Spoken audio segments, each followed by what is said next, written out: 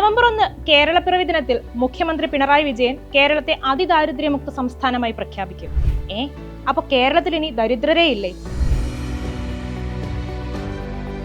എന്താണ് ദാരിദ്ര്യത്തിന്റെ മാനദണ്ഡം? ആദ്യ അതിദാരിദ്ര്യമുക്ത സംസ്ഥാനമായി കേരളത്തെ പ്രഖ്യാപിക്കുന്നത് കൊണ്ട് എന്താണ് സർക്കാർ ഉദ്ദേശിക്കുന്നത്?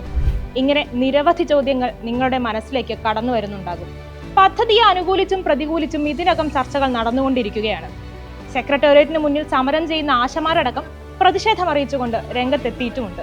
പ്രതിഷേധങ്ങൾക്കിടയിലും അതിദാരിദ്ര്യ നിർമ്മാർജ്ജന പദ്ധതിയുമായി മുന്നോട്ടു പോകുന്ന സർക്കാർ ലക്ഷ്യം വെക്കുന്നത് എന്താണ്?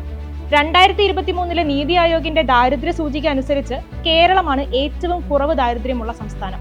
2019-21 വർഷത്തെ ദേശീയ കുടുംബാരോഗ്യ സർവേ കണക്ക് പ്രകാരമാണ് 2023 നീതി ആയോഗ് ദാരിദ്ര്യ സൂചിക പട്ടിക പുതുക്കിയത്.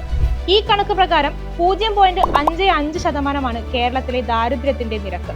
മറ്റു സംസ്ഥാനങ്ങളെക്കാളും കേന്ദ്രഭരണ പ്രദേശങ്ങളെക്കാളും രേഖപ്പെടുത്തിയ ഏറ്റവും കുറഞ്ഞ നിരക്കാണിത്. ഇതിന്റെ ചുവട് പിടിച്ച് സംസ്ഥാനത്ത് അതിദരിദ്രരെ ഇല്ലാതാക്കുക എന്നതാണ് ലക്ഷ്യമെന്ന് സർക്കാർ പറയുന്നു. രണ്ടാം LDF സർക്കാരിന്റെ കാലത്താണ് പദ്ധതിയുടെ തുടക്കം. സാമ്പത്തികമായി പിന്നോക്കം നിൽക്കുന്നവരെയാണ് നമ്മൾ പൊതുവെ ദരിദ്രരെന്ന് പറയുന്നത്. എന്നാൽ കേരളത്തിൽ ഇത് നന്നേ കുറവുമാണ്. ഈ പറയുന്നതിനർത്ഥം കേരളത്തിൽ ദരിദ്രരില്ലെന്നല്ല. എന്നാൽ സർക്കാർ പറയുന്നത് പ്രകാരം ദരിദ്രർ എന്ന് പറയുന്നത് അടിസ്ഥാന ആവശ്യങ്ങൾ നേടിയെടുക്കാൻ ബുദ്ധിമുട്ട് നേരിടുന്നവരാണ്. അവരെ തങ്ങളുടെ നിത്യേനയുള്ള ആവശ്യങ്ങൾ നേടിയെടുക്കുന്നതിനായി നിരന്തരം ബുദ്ധിമുട്ട് നേരിടുന്നവരായി കണക്കാക്കുന്നില്ല. ഇവർക്ക് പല അടിസ്ഥാന ആവശ്യങ്ങളും മിക്കപ്പോഴും ലഭ്യമാകുന്നില്ല എന്ന് മാത്രമാണ് ദരിദ്രർ എന്നതുകൊണ്ട് ഉദ്ദേശിക്കുന്നത്. എന്നാൽ അതിദരിദ്രരോ? അതിജീവനത്തിന് ആവശ്യമായ അടിസ്ഥാന ആവശ്യങ്ങളായ ഭക്ഷണം, സുരക്ഷിതമായ പാർപ്പിടം, ആരോഗ്യം, അടിസ്ഥാന വരുമാനം എന്നിവ നേടിയെടുക്കാൻ കഴിയാത്തവരാണ് അതിദരിദ്രർ. ബാഹ്യസഹായമില്ലാതെ മുന്നോട്ടു പോകാൻ കഴിയാത്തവരായി ഇവരെ കണക്കാക്കുന്നു.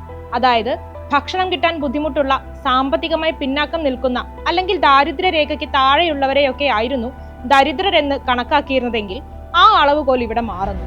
ദരിദ്രരെ കണ്ടെത്തുന്നതിന് പണവും ഭക്ഷണത്തിന്റെ ലഭ്യതയും മാത്രമല്ല മാനദണ്ഡമെന്നും അതിലേക്ക് നിത്യേനയുള്ള വരുമാനം, ആരോഗ്യം, താമസം തുടങ്ങിയ ഘടകങ്ങൾ കൂടി കൂട്ടിച്ചേർക്കപ്പെട്ടു. ഇങ്ങനെയാണ് സർക്കാർ അതിദാരിദ്ര്യം തുടച്ചു നീക്കുക എന്ന പദ്ധതിയിലേക്ക് കടക്കുന്നത്. ആശ്രയ, അഗതിരഹിത കേരളം, വിശപ്പ് രഹിത കേരളം തുടങ്ങി അതിദാരിദ്ര്യം ഇല്ലാതാക്കാൻ സർക്കാർ നേരത്തെ നടത്തിയ പ്രവർത്തനങ്ങളുടെ തുടർച്ചയായാണ് അതിദാരിദ്ര്യമുക്ത കേരളം എന്ന പദ്ധതിയിലേക്ക് എത്തുന്നത്. ഇതിനായി 2021 ജൂലൈ മുതൽ 2022 ജനുവരി വരെ നടത്തിയ പ്രവർത്തനങ്ങളിലൂടെയാണ് അതിദരിദ്രരെ കണ്ടെത്തിയതെന്ന് സർക്കാർ പറയുന്നു. ഇനി എന്താണ് അതിദാരിദ്ര്യ നിർമ്മാർജ്ജന പദ്ധതി എന്ന് നോക്കാം. കുടുംബശ്രീ മുഖേനയുള്ള സർവേകളിലൂടെയാണ് സർക്കാർ പദ്ധതിക്ക് തുടക്കമിട്ടത്. ആശാ വർക്കർമാർ, റെസിഡൻസ് അസോസിയേഷനുകൾ, തദ്ദേശ സ്ഥാപനങ്ങൾ തുടങ്ങി വിവിധ തലത്തിലുള്ള ജനകീയ പങ്കാളിത്തത്തോടെ ഒരു വർഷമെടുത്താണ് സർവേ പൂർത്തീകരിച്ചത്.